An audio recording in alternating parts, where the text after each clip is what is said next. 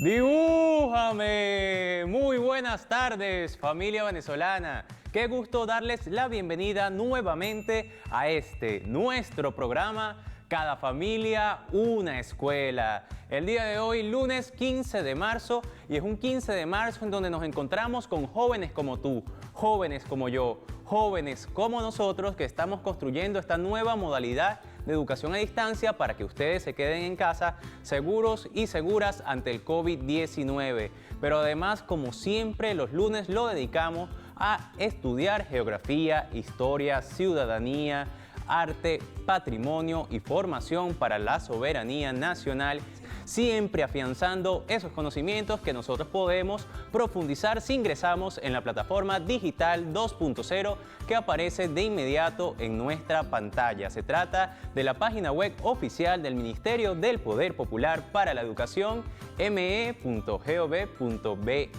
Así también les quiero recomendar una excelente guía pedagógica que pueden descargar si ustedes ingresan en el enlace cadafamiliaunescuela.me.gov.be. Recuerden que las noticias a nivel educativo las pueden conseguir en Twitter, Instagram y Facebook si ingresan a través de @MPPeducación. Pero también queremos seguir recibiendo fotografías, videos y comentarios a través de la etiqueta Cada Familia Una Escuela en Twitter, @FamiliaEscuela1, y en Instagram y Facebook, @Cada Familia Una Escuela. Quiero agradecer en nombre de todo el equipo técnico y de producción la posibilidad de haber asumido algunos compromisos en el mes de febrero, mes de la juventud, con el movimiento Aquiles Nazoa, y así también les extiendo mis excusas de la compañera Cian Yacol Menares, que hace un trabajo magistral en la presentación y que pronto, en los próximos días, vamos a conseguirnos acá en este maravilloso estudio con toda la familia venezolana. Mientras tanto, yo quiero que ustedes me vayan acompañando a investigar qué se celebra, qué se conmemora y qué se recuerda un día como hoy.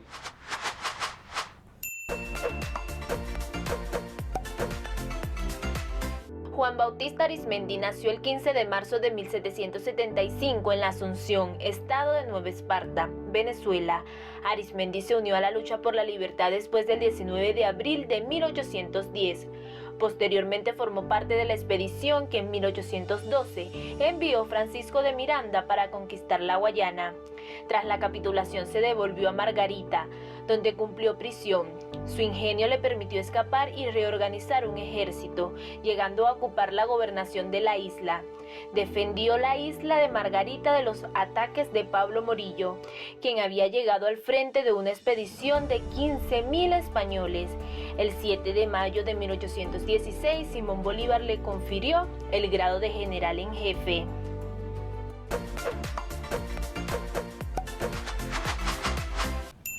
Como estamos en el mes de marzo, el mes de la mujer, es importante conmemorar que un día como hoy, hace 75 años, específicamente en el año 1946, las mujeres obtienen el derecho a votar, pero también a postularse y a ser electas en cargos de elección popular. También así, más en el ámbito cultural, nosotros tenemos que conmemorar que hace 19 años, específicamente en el año 2002, fallece en Carúpano Luis Mariano Rivera, cantante, compositor, poeta y cuatrista venezolano que entre grandes canciones nos dejó Canchunchú Florido, Cerecita y otros grandes emblemáticos temas que fueron popularizados también en voz de Gualberto Ibarreto, Simón Díaz y otros cantautores, también compositores venezolanos. Además, quiero celebrar que desde el año 2014 el joropo venezolano es declarado Patrimonio Cultural de la Nación. Muchos elementos que nos hacen sentirnos orgullosos de ser venezolanos, pero también así va a ser la clase del día de hoy para conocer nuestra historia, y por eso yo les pido que me acompañen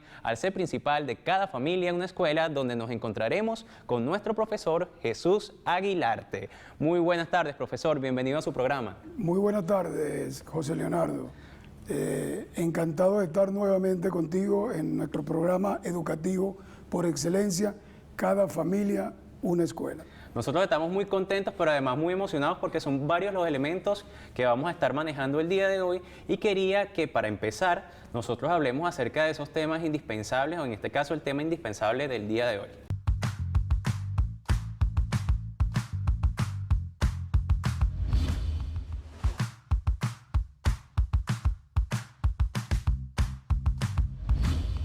Estaremos trabajando como tema indispensable la sociedad multiétnica y pluricultural y como tema generador la ciencia y la tecnología al servicio del pueblo. Excelente, profesor, pero lo más interesante es que este tema indispensable y este tema generador suelen generar referentes teóricos prácticos muy imprescindibles. Entonces, en este caso, ¿cuáles serían esos referentes teóricos prácticos para nuestros estudiantes? Vamos a los referentes teóricos prácticos. En relación a los referentes teóricos prácticos, en primer año vamos a trabajar los movimientos libertarios ocurridos en América entre 1713 y 1799. En segundo año, la estructura social de la colonia venezolana. Y en tercer año, Estados Unidos en 1783, la Revolución Francesa. Excelente, entonces podemos plantear una especie de línea de tiempo de estos sucesos históricos que tienen que ver mucho con nuestra independencia, con nuestra libertad. Excelente, vamos a avanzar. Podemos utilizar una línea del tiempo como estrategia para hacer el planteamiento de la clase de hoy. Perfecto. En primer término, la revuelta de Juan Francisco de León, el fundador de Panaquire, y colocamos la fecha de 1557 a 1749. Es importante señalar que existieron movimientos preindependentistas, José Leonardo, y queridos estudiantes que están en casa, papá, mamá, papel y lápiz. ¿Nos puede mencionar alguno de esos movimientos? Por supuesto, José Leonardo. En 1557 tenemos el precursor, el baluarte de la insurrección en América, nada menos y nada más que nuestro cacique legendario, Guaycaipuro. Excelente. Guaycaipuro planteaba lo siguiente: aunque no dejaron testimonios manuscritos, la resistencia comenzó en todo lo que se considera hoy la cordillera de la costa, José Leonardo, lo que es Caracas, La Guaira, todo lo que es los valles, Maracay y todo ese sector que comprende lo que es la cordillera de la costa. De la misma manera, el legendario Guaycaipuro estuvo acompañado de otros indígenas importantes en la insurrección contra los invasores españoles y portugueses. Tenemos el caso de Tequendama, Paramaconi, su hijo Baruta y entre otros. Entonces fue allí cuando se creó esa gran confederación de caciques venezolanos en la cual desencadena esa gran batalla de Maracapana. Eso es correcto. Ahí se crea una confederación de indígenas para defender nuestro sagrado territorio. De la misma manera, José Leonardo, también tenemos que mencionar la implementación de la compañía guipuzcoana en la provincia de Venezuela. Debemos señalar que a partir de 1777, por real cédula de la corona española, Venezuela deja de ser provincia de Venezuela y se convierte en la Capitanía General de Venezuela. Esta compañía tenía como monopolio comercial, esta compañía vasca, y se encargaba de todas las relaciones comerciales entre nuestra provincia y posteriormente entre nuestra capitanía con la corona española. Okay. Pero tenía sus pros y sus contras, es decir, trajo algunos beneficios y algunos no tan beneficios. De la misma manera fue creando algunos gérmenes de insurrección en lo que corresponde a nuestros ciudadanos, nuestros pobladores, nuestros habitantes de la Capitanía General de Venezuela. O sea que además de ser como una herramienta de dominación acá en nuestro territorio, también terminó siendo una especie de catalizador de esas molestias, de ese descontento que había en el pueblo venezolano.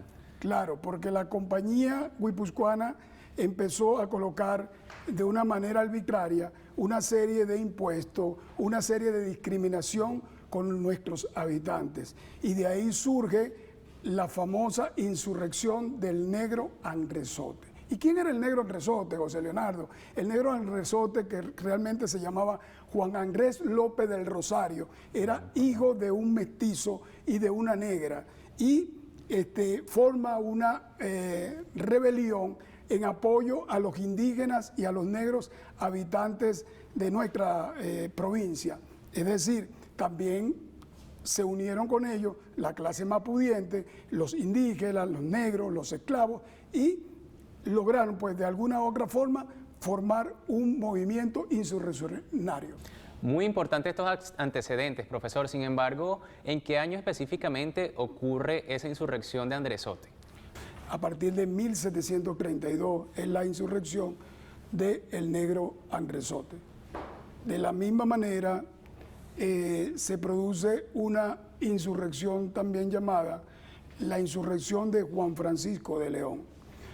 Juan Francisco de León, querido, un saludo a la población del estado Miranda, es el fundador de Panaquire.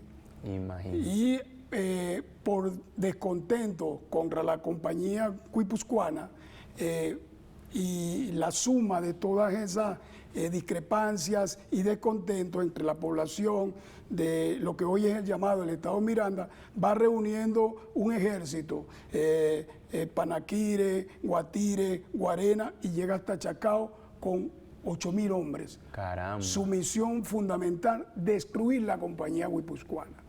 Imagínense, entonces allí entendemos ya por qué la compañía guipuzcoana era un antecedente en sí mismo en función de todos estos movimientos libertarios de insurrección inclusive. Básicamente el elemento económico que trasciende al elemento político y al elemento social. Acuérdate que había una diversidad de clases sociales, blancos peninsulares, blancos criollos, blancos de orilla, los negros y los indígenas. Pero dentro de la categoría de los negros también estaban los ambos y también estaban los pardos. Excelente, entonces así podemos hablar ya del sambo José Leonardo Chirino. Podemos categorizar a José Leonardo Chirino como un liberto, es decir, un esclavo que obtuvo su libertad. José Leonardo Chirinos también plantea una insurrección a partir de 1795, pero esa insurrección no se da en el centro, sino se da en Coro. Excelente. En Coro. Las discrepancias también en contra de la compañía y en contra de la misma sociedad, que se perseguía. Este movimiento de José Leonardo Chirino, y aquí hago un apéndice, va en función o tiene su origen primario en lo que son los planteamientos de la Revolución Francesa, los derechos del hombre, la igualdad, la fraternidad, la confraternidad entre todos los ciudadanos. José Leonardo plantea ese movimiento con otros negros cimarrones y la insurrección es develada y José Leonardo es hecho prisionero. Que tengo entendido que esta insurrección se sucede el día 10 de mayo de 1795, ¿es así? Eso es correcto, José Leonardo, y queridos estudiantes, atentos en casa, utilizando la colección Bicentenario, haciendo la línea cronológica del tiempo, y pasamos a la conspiración de Gual y España. En la conspiración de Gual y España, José Leonardo y queridos estudiantes, sucede aproximadamente en 1797. Esta conspiración tenía su origen primario en España. Había algo que se llamaba en España la conspiración de San Blas, cuyos protagonistas principales eran pedagogos, maestros, liberales, Juan Manuel Piconel y José Lac, quien pretendían establecer dentro de la corona española un gobierno republicano, es decir, establecer la república en España. Caramba, es tan necesario hoy por hoy todavía. Por supuesto. Y todo esto bajo la premisa de la Revolución Francesa. Por eso es importante la Revolución Francesa como punto de quiebre histórico de la transición que existe de la Edad Media a la Edad Moderna. Así es. Entonces, la conspiración de Gual y España en 1797 se traslada, se traslada a la conspiración de San Blas, se traslada a nuestra provincia, y estos personajes que nombré anteriormente, Piconel y José Lac, lo hacen prisionero en el castillo de La Guaira. En ese castillo de La Guaira hacen el contacto con don Manuel Gual y con José María España, que eran funcionarios que habían participado también y tenían roles en la parte política, pero también en la parte militar. Estos funcionarios se ponen en complot con estos insurrectos, por decirlo de alguna manera, españoles, y también plantean aquí en 1797 la formación o el establecimiento de una república. Perfecto. ¿Y eso tenía que ver con la realidad de la provincia venezolana o era de alguna forma u otra adoptando el paradigma que planteaba la Revolución Francesa en Europa? Iba en dos vertientes. Los movimientos historiográficos e históricos se estudian bajo dos premisas, una internacional y una nacional. Estos personajes iban a la vanguardia de lo que es un proceso revolucionario y un proceso del establecimiento de una república bajo la consigna de los derechos del hombre y bajo el contrato social de Rousseau, lo que es la etapa de la Ilustración y el enciclopedismo que se da en Europa. Perfecto. Aquí tenemos planteamientos sobre la Revolución Francesa. ¿Y qué perseguía la Revolución Francesa, José Leonardo? Como lo dijimos, el establecimiento de las repúblicas como modelo. En América, lo que es la revolución de los Estados Unidos en 1776 y la Revolución Francesa sirven de herramienta principal como ejemplo para buscar un proceso revolucionario republicano en nuestro territorio. Vamos a la actividad evaluativa, José Leonardo. Perfecto. Las actividades evaluativas para primer año se realiza un cuadro comparativo donde expliquemos los motivos preindependentistas de América. Para segundo año se va a realizar una línea cronológica del tiempo colocando fechas y personajes que participaron en la independencia de América. Ahora vamos a la actividad evaluativa de tercer año. Van a realizar un mapa conceptual explicando qué sucedió en Europa en el siglo XVIII y qué repercusión tuvo en nuestro territorio americano. Recordándole, queridos representantes y queridos estudiantes que están en casa, que nuestro enfoque educativo va en función del proceso de transformación pedagógica. Y en función de ese proceso de transformación pedagógica, donde las áreas de formación deben ser integral, vamos al planteamiento del reto matemático con José Leonardo. Así es, profesor. Con este video que viene a continuación, nosotros estamos demostrando no solamente que avanzamos en lo histórico, en lo libertario, sino también en lo educativo, convirtiéndonos en vanguardia. Por eso vamos a disfrutar del siguiente reto de matemáticas. Hoy hablaremos sobre la importancia de las raciones alimenticias durante la alimentación de las gallinas ponedoras. Esta investigación está en la línea de vinculación de las matemáticas con la soberanía agroalimentaria. Este proyecto está destinado para mejorar la productividad y que sea sostenible y sustentable. La formulación de raciones se entiende como el ajuste de las cantidades que se desee y conformarán una ración, para que la unidad contenga el porcentaje que requiere cada animal. En nuestra Escuela Técnica Agropecuaria contamos con el proyecto Bandera, que es el de las gallinas ponedoras. Tenemos 174 aves, lo cual nos ayuda al buen cálculo de raciones durante la alimentación de estas. Es importante suministrar una cantidad de raciones adecuadas, lo cual son 100 gramos diarios, como pueden ver acá, ya que si no lo hacemos traería grandes consecuencias, como cuál, a ver, al animal se le produciría sobrepeso, además muerte por prolapso, sería menor la productividad y serían mayores los gastos durante la compra de los alimentos. Los tipos de raciones varían según la necesidad de cada ave. Las más jóvenes requieren de una ración rica en proteínas, mientras que las aves de puesta requieren de una rica en minerales.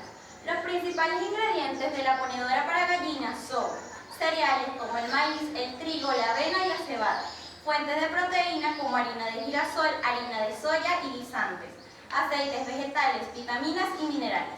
La importancia de la buena formulación de raciones durante la alimentación de las gallinas ponedoras es que con esto evitaríamos el sobrepeso, la muerte por prolapso.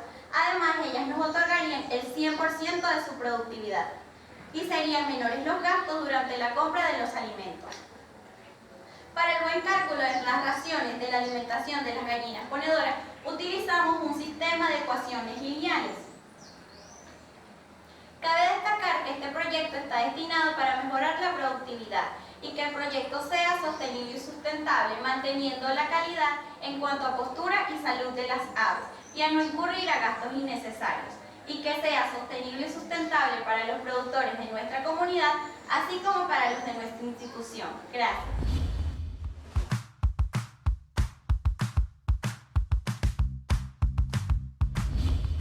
Felicitaciones a todas las instituciones educativas y a todos los y las estudiantes que están participando en el maravilloso reto de matemáticas, pero también a los que a continuación van a seguir participando en la clase del profesor Jesús Aguilarte, que además yo le quiero preguntar de inmediato, profesor, que vamos a estar estudiando en cuanto al cuarto y quinto año, especialmente el tema indispensable.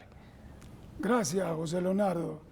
El tema indispensable para cuarto y quinto año, referente a formación para la soberanía nacional y geografía, historia y ciudadanía de cuarto y quinto año, está referido a independencia, soberanía y autodeterminación de los pueblos. Excelente. De la misma forma, vamos a trabajar el referente teórico práctico, como lo hemos mencionado, para cuarto año. 1806, Colombia, el proyecto unionista de Miranda, los sucesos del 19 de abril, la sociedad patriótica, el primer Congreso Constituyente y la Declaración de la Independencia del 5 de julio. ¿Y para quinto año? Para quinto año, el proceso constituyente iniciado en 1999, que está relacionado en analogía al proceso constituyente de 1811. La caída de la Primera República o la pérdida de la Primera República, las causas de la pérdida de la Primera República en el Manifiesto de Cartagena, redactado y escrito por el Libertador, y el restablecimiento de la pronta caída de la Segunda República en 1813 y 1814. Profe, pero yo también tengo un interés particular, y así como yo, todos los estudiantes allá en nuestras casas, que también hablan acerca de la senda de Carabobo por la cual usted nos ha conducido durante todas sus clases. Hoy podemos ver acerca de esa senda de Carabobo también. Yo considero, queridos estudiantes y compañeros, José Leonardo, que también es un estudiante, que la senda de Carabobo ha sido el programa de hoy. Un programa en función más de un corte de tipo histórico, respetando la geografía, la ciudadanía y la formación para la soberanía nacional. Como lo dijimos en el C anterior, el proyecto integral, el proceso de transformación pedagógica. En este sentido, el proyecto unionista de Francisco de Miranda. ¿Sabías tú, papá, mamá, estudiantes que están en casa, que Francisco de Miranda, el generalísimo, participó en los 3 procesos revolucionarios más importantes de la humanidad? La Revolución Francesa en 1789, la independencia de los Estados Unidos en 1776, 4 de julio, y la Revolución Hispanoamericana. Hispanoamericana, así es. De la misma forma, presentamos aquí, gracias a la tecnología y al monitor, el planteamiento unionista de Miranda. Fíjense que en 1798 es el mismo proyecto que Miranda le entrega a Pitt, José Leonardo, el primer ministro británico. Así es. Con un planteamiento político, económico, social, cultural y religioso para nuestro vasto territorio de la Colombella, de su famosa Colombella.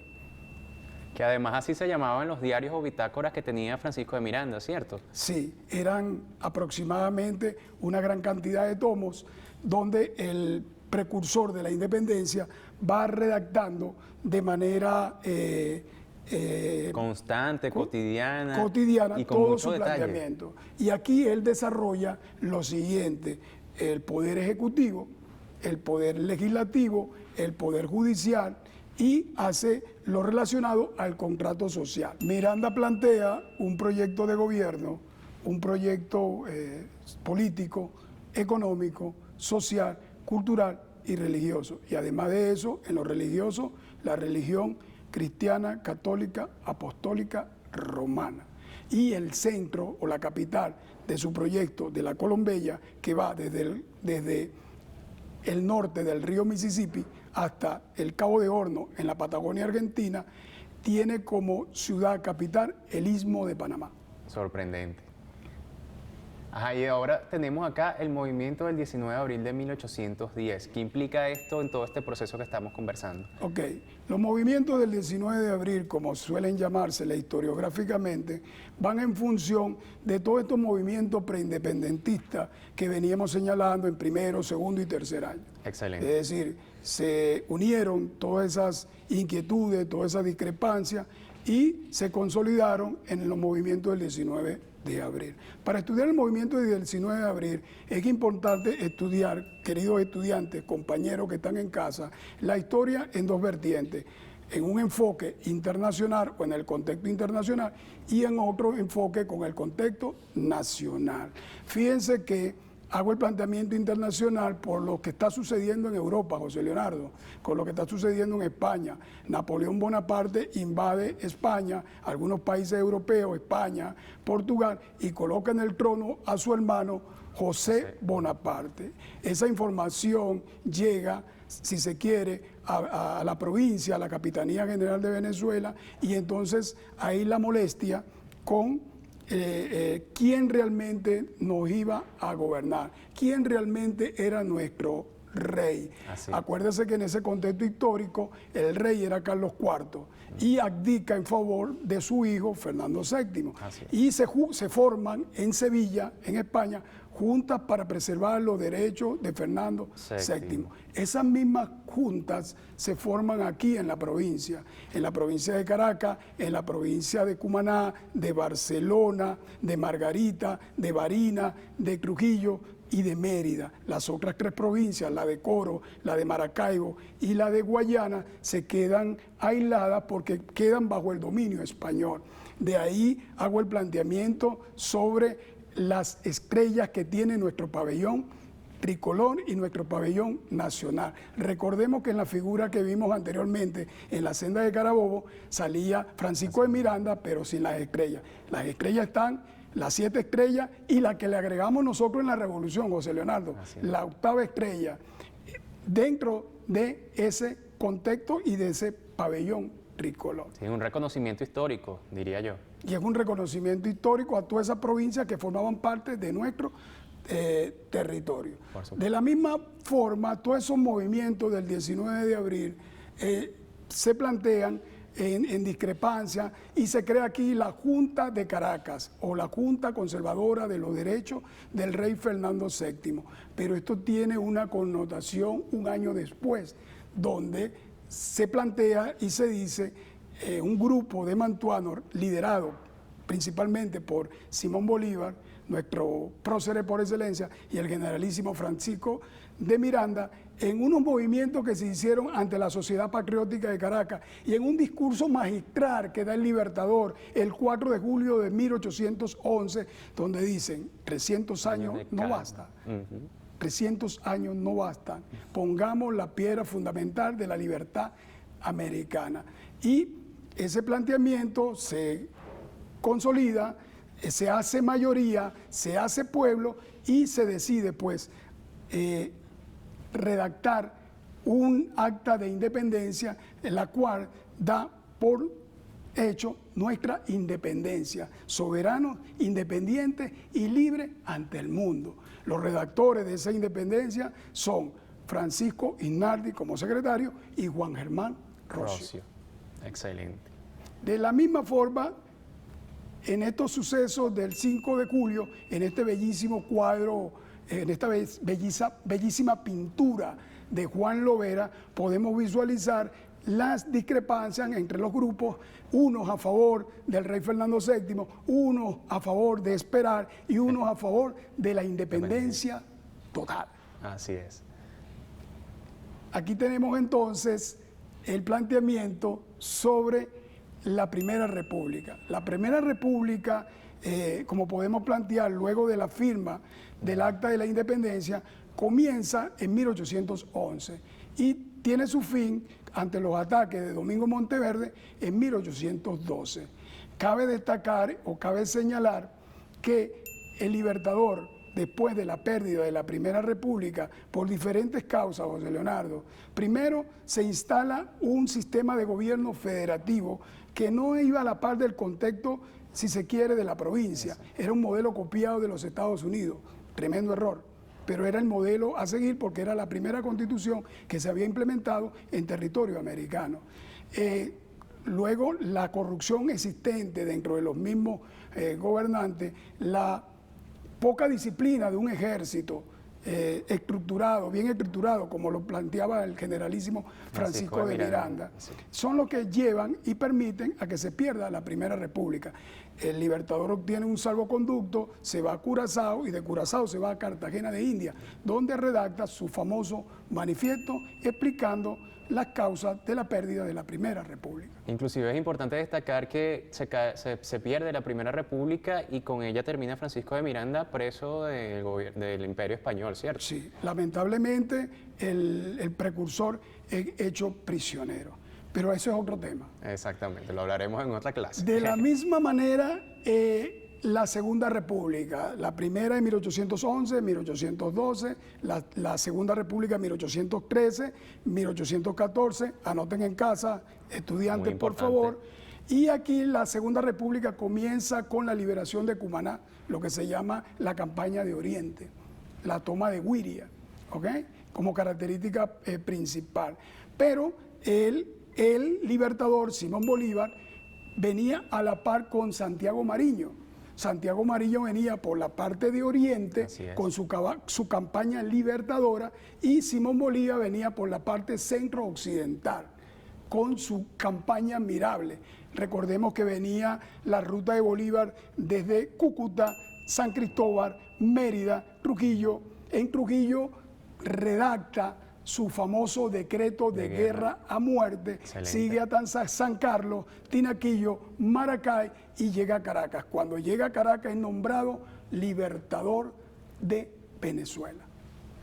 De la misma forma, aquí se dan movimientos importantes, la famosa Batalla de la Victoria, el 12 de febrero de 1813, además el triste episodio historiográfico venezolano, la emigración a Oriente. Ahí culmina prácticamente lo que es la Segunda República.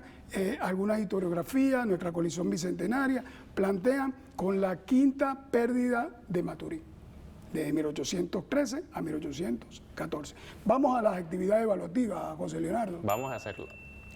En Geografía, Historia y Ciudadanía, para cuarto año, van a realizar una línea cronológica del tiempo, indicando los aspectos más relevantes desde 1806 hasta 1811.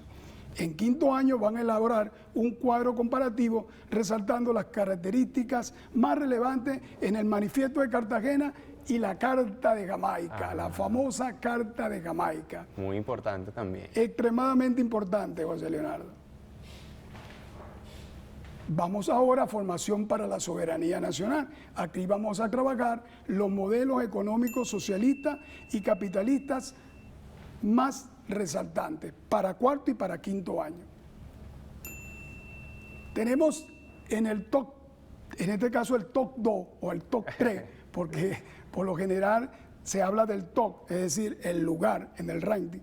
Modelos capitalistas que son ciudades-estado, José Leonardo. Tenemos el caso de Singapur, y tenemos el caso de Hong Kong. Estos son los estados, las ciudades-estados que son por excelencia en ese ranking de las sociedades capitalistas más grandes del mundo. Es decir, las que tienen implementado el mayor grado de capitalismo en el mundo. Entiendo.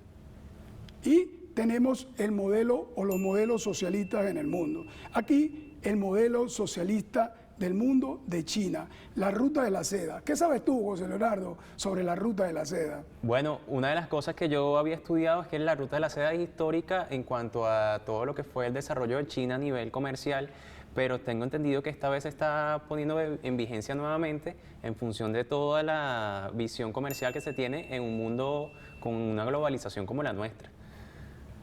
En este sentido, y en relación a lo que tú estás planteando, la famosa ruta de la China, planteada nuevamente por el presidente Xi Jinping en el 2013 en Indonesia, plantea el retorno de esa ruta de la seda del siglo XIII, la vinculación a nivel global de todos los mercados a nivel internacional. ¿Y cuáles pueden ser las principales diferencias de esta ruta del siglo XIII con la del siglo XXI? Hay una diferencia fundamental. La tecnología, como lo señala nuestro referente teórico práctico, nuestro tema generador y nuestros temas indispensables. Así es. Y no podíamos dejar por fuera, José Leonardo, queridos estudiantes, la República Bolivariana de Venezuela, que también está en la ruta de la seda. Bien importante señalarlo, pero lo principal que tenemos nosotros, además de todos sus recursos minerales, es su gente. Su gente maravillosa. Su gente de día a día, su gente de a pie, ustedes queridos estudiantes que están en casa, que vivimos desarrollando y trabajando a pesar de todo. Así es. Vamos a la experiencia evaluativa, es decir, para formación de la soberanía nacional. En cuarto año van a concluir una infografía señalando las características del modelo capitalista y de los modelos socialistas. Y en quinto año van a hacer un análisis contextual, diferenciando las ventajas y desventajas de los modelos capitalistas y socialistas. José Leonardo, queridos estudiantes que están en casa, me despido de esta magnífica clase del día de hoy y muy contento de estar nuevamente contigo. Muchísimas gracias, profesor Jesús Aguilarte, quien nos ha dado todos estos referentes teóricos prácticos, estos temas indispensables, el tema generador del día, que además ya vimos cómo se adapta a nuestros tiempos, pero además de agradecerle al profesor Jesús Aguilarte y agradecer a todos los que prestaron atención a esta clase maravillosa que pudo haber durado más de una semana, hoy quiero invitarles a que a continuación disfrutemos de la modalidad de educación especial con nuestros estudiantes con necesidades educativas especiales y o discapacidad en la modalidad de educación especial.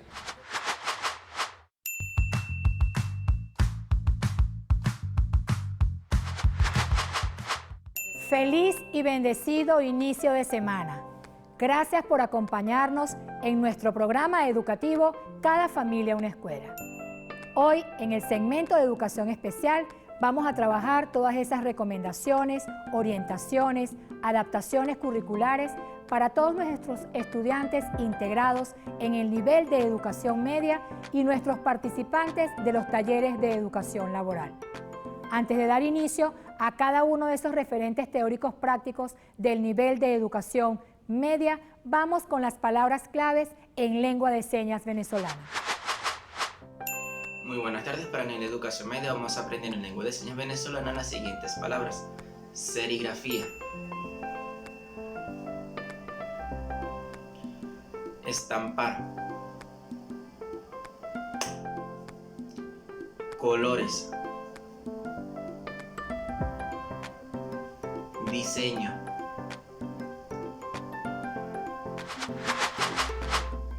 Gracias a Antonio Martínez, gracias al equipo que nos acompaña dándonos esas palabras claves en lengua de señas venezolana, garantizando la educación de cada uno de nuestros estudiantes y de nuestros participantes con deficiencias auditivas.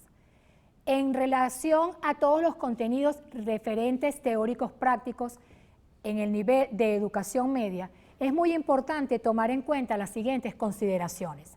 En primer lugar, importantísimo ver si nuestro estudiante con necesidades educativas especiales integrados en este nivel cuentan con la disponibilidad del material necesario para poder realizar cada una de sus actividades. Por otro lado, es importante que desde el hogar podamos valorar esa autonomía, pero siempre el adulto acompañando a nuestro joven en cualquier actividad que él va a realizar. Por otra parte, es necesario aclarar dudas. Si las hay, debemos dar las respuestas oportunas. Si tenemos alguna información que no es de nuestro conocimiento, vamos entonces a asistir a esas asesorías pedagógicas en cada uno de los planteles de educación media, que gustosamente los docentes especialistas de nuestros servicios nos podrán aclarar esas dudas y nos podrán realizar cada una de esas orientaciones necesarias con algún contenido o referente teórico práctico. Verificar siempre la organización y el cumplimiento de cada una de esas actividades, sin olvidar que debemos colocarla en el portafolio para hacer la entrega en su oportunidad.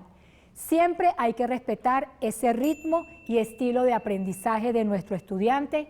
Cada área de formación tiene distintas actividades evaluativas. Nuestros estudiantes pueden llevar a cabo cada una de esas actividades. Se debe tomar en cuenta el tiempo para la ejecución, disminuir la cantidad más no la calidad de cada una de esas actividades.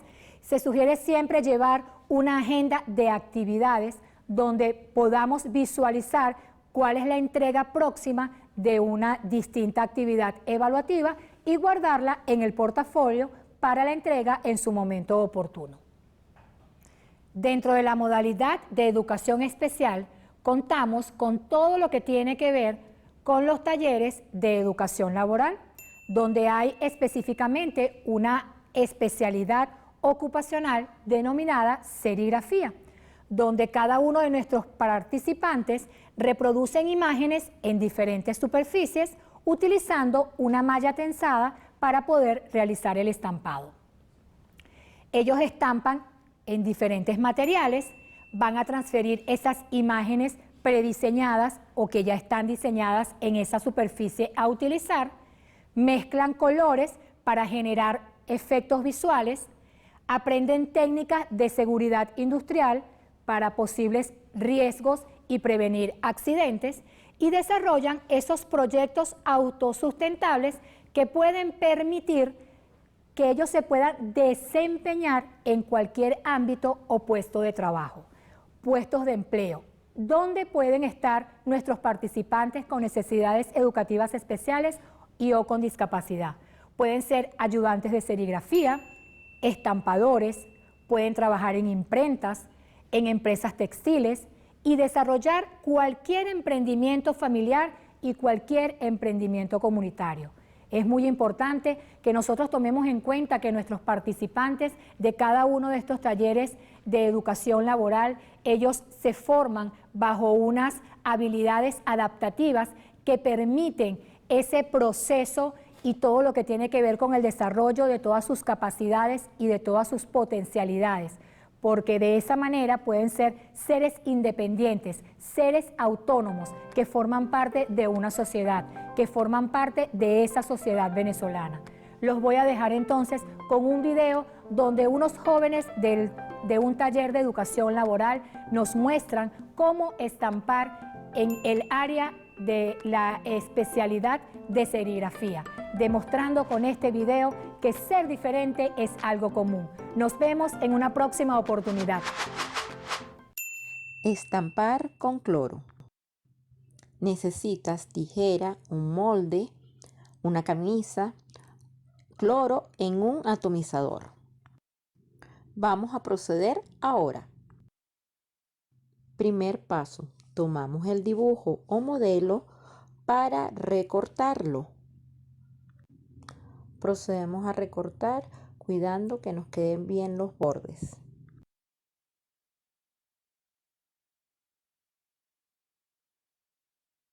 Seguidamente fijamos la franela a una superficie y colocamos el molde.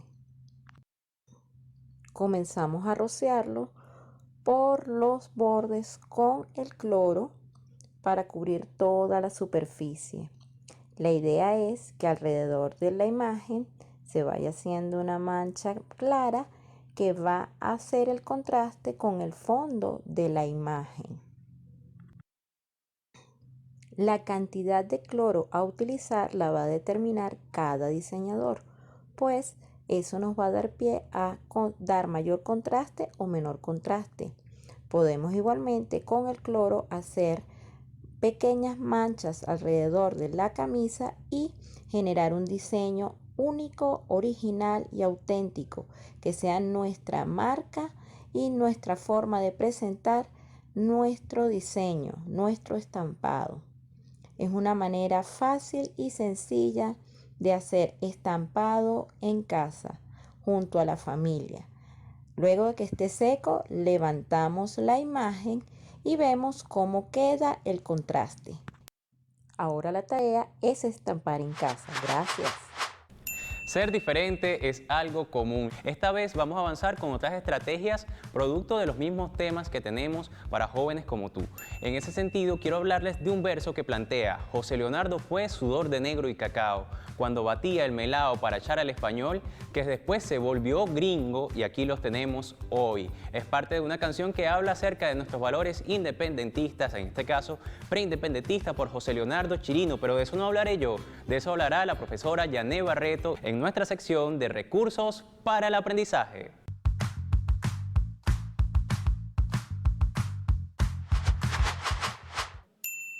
Bienvenidas y bienvenidos, jóvenes de la patria. hoy en su sección favorita, Recursos para el Aprendizaje. Vamos a darle un breve saludo a la profesora Gleida Martínez, que no está hoy con nosotros porque está cumpliendo compromisos laborales para darle mayor calidad a todos los conocimientos que estamos enviando a distancia para ustedes allá en casa. Bueno, sí, ahora sin más preámbulo vamos a darle continuidad a la clase anterior explicada por el profesor Jesús Aguilarte, el cual amplió conocimientos muy importantes de los movimientos preindependentistas, pero esta vez vamos a tratar todo lo relacionado a los recursos para el aprendizaje con otro tipo de herramientas. Vamos a utilizar en este caso las revistas Tricolor. ¿Recuerdan las revistas Tricolor? Bueno, yo creo que esos padres y representantes que están detrás de esa pantalla van a tener mucho ánimo porque esa revista Tricolor, ¿ustedes saben cuánto está por cumplir esa gran revista? Bueno, por allá deben de saber esos abuelos, esos tíos y esos padres. Cumple este 24 de marzo nada más y nada menos que 72 años. ¿Qué le parece? Una revista tan evolutiva a nivel educativo que es la revista, porque en cada edición contiene fragmentos, contiene ediciones desglosadas en su índice, espacios desglosados para darle fortaleza a todos esos conocimientos que van adquiriendo en sus casas para realizar dichas tareas. También van a tener, aparte de la Tricolor en físico, ustedes que están en casa pueden hacerlo por internet. Buscan en el portal del Ministerio de Educación y van a encontrar el Tricolor a distancia o en digital. Pueden encontrar la edición que usted desee, la ubica en el año que desee el mes y puede complementar y reforzar esos conocimientos.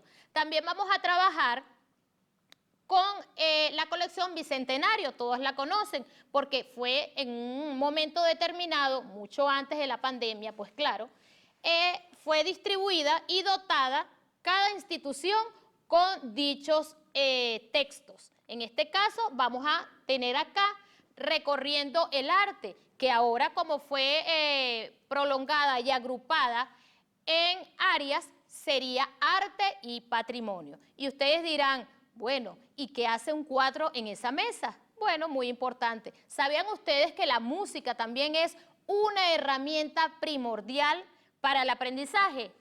Vamos a ver cuántas personas que están por allá hacen de la música un conocimiento innato inclusive, porque no necesariamente se necesita estudiar o haber estudiado música, porque eso nace con la persona.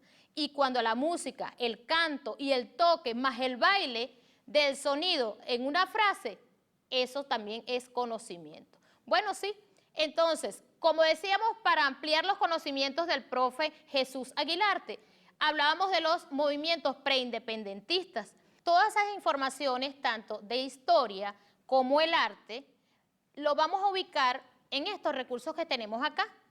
Tenemos la revista Tricolor, que en el portal que ya les dije, del Ministerio de Educación, lo vamos a ubicar allí como estratégicamente documentación, para buscar cada uno de esos puntos, tanto de historia, geografía y parte de arte y patrimonio, buscarlo en el libro que tenemos acá, texto de arte y patrimonio. Ubicamos aquí toda la parte artística de diversidad cultural, toda esa interculturalidad que fue tocada por el profesor Jesús Aguilarte. Y bueno, cerraríamos con la estrategia en recursos para el aprendizaje que más me gusta. ¿Cuál será? Bueno, sí, la música, y aquí tenemos un 4 y yo les voy a dedicar una canción de nuestra cultura tradicional venezolana. Vamos a escuchar un poco. Llegó el coropo con su carga de alegría, llegó el coropo en todita su expresión, con su rima repleta de simpatía, para cantarlo se requiere corazón. Es el joropo la música de mi tierra el que mide mide palmo a palmo la talla de un cantador, el que alborota el tango de entusiasmado con sus versos atrevidos recios como un cimarrón.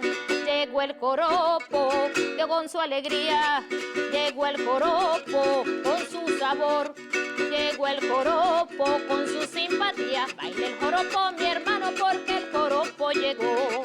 Llegó el joropo con su alegría, llegó el joropo con su sabor, llegó el joropo con su simpatía. Baila el joropo, mi hermano, porque el joropo soy yo.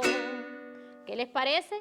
Esto es parte de nuestra cultura, nuestro joropo. Y si les puedo hablar también un poquito de esa cultura tradicional. ¿Por qué? Porque viene a convertirse luego de interculturalidad, que no es más que el intercambio de culturas, de regiones, de localidad, de hogares inclusive, porque si somos de distintas partes de nuestro país, vamos a diferenciarlo. Si hablamos específicamente del joropo, tenemos el joropo central, que son los estados Aragua, Carabobo y Miranda, donde ellos también a su vez está el joropo tuyero, ese de los valles del Tuy, también muy bello. Tenemos el joropo llanero de los estados, obviamente, del llano, que estaría Guárico, Portuguesa, Barinas, parte de Lara y Cojedes. Y tenemos también el joropo oriental, que está en Anzoátegui, Monagas, Sucre y del Tamacuro. Bueno, sin más que decir y agradados de verdad, esperando esa gran celebración de la revista Tricolor para el 24, escuchen bien, para el 24 de marzo, esos 72 años, esperamos entonces, sin más que despedirnos, antes utilizar el tapabocas correctamente, lavarse las manos por 20 segundos constantemente con agua y jabón, y si no tienes nada que hacer en la calle, quédate en casa. ¡Chao! Y la mejor forma de agradecer no solamente a los profesores que estuvieron acá en el estudio 1 del canal educativo de Venezuela, Vive TV, sino también a los de toda la nación, es que nosotros nos mantengamos siempre con el tapaboca bien puesto, usado adecuadamente. También el distanciamiento físico saludable y por supuesto lavarnos las manos una y otra vez, porque nunca será suficiente cuando se trata de proteger la vida de la familia venezolana que siempre está conectada con nosotros en todas las plataformas digitales 2.0 que aparecen de inmediato en nuestra pantalla. Así, quiero invitarlos a que descarguen la colección Bicentenario a través del enlace me.gov.be.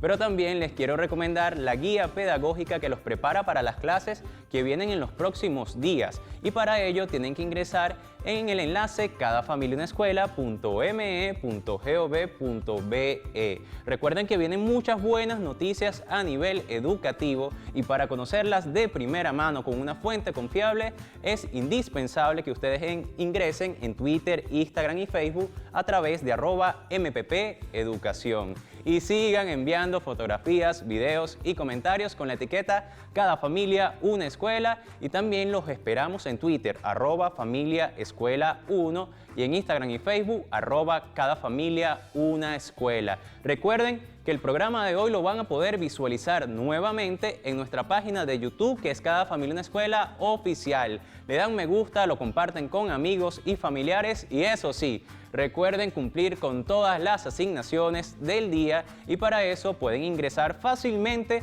a nuestra página oficial de Telegram, que es Cada Familia Una Escuela, y así conseguir todas las asignaciones.